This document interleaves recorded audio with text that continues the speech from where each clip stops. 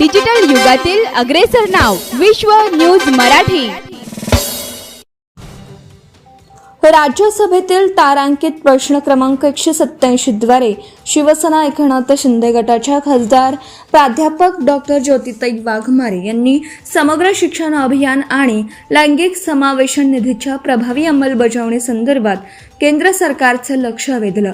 ग्रामीण, आदिवासी, मागास आणि वंचित भागातील विद्यार्थ्यांना दर्जेदार शिक्षणाच्या सुविधा उपलब्ध व्हाव्यात, तसेच मुलींच्या शिक्षणाला अधिक बळ मिळावं या उद्देशाने त्यांनी हा महत्त्वपूर्ण प्रश्न उपस्थित केला।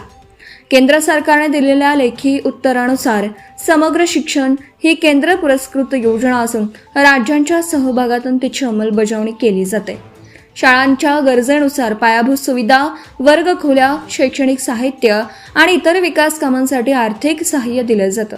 महाराष्ट्राला 2025-26 या आर्थिक वर्षात शालेय पायाभूत सुविधांसाठी 398.6 कोटी रुपये तर 2026-27 मध्ये 390.756 कोटी रुपयांचा केंद्रीय निधी मंजूर करण्यात आल्याची माहिती केंद्राने दिली।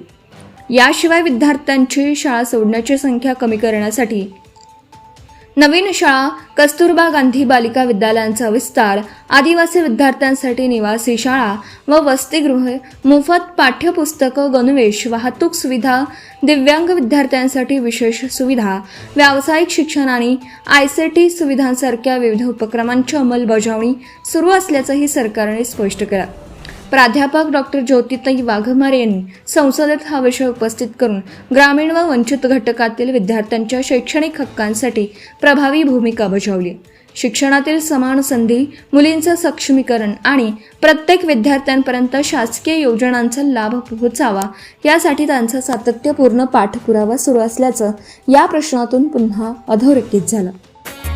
विश्व न्यूज मराठीची जाहिरात म्हणजे आपल्या उद्योगाची भरभराट। आपल्या व्यवसायाच्या उत्कृष्ट जाहिरातीसाठी आजच संपर्क करा।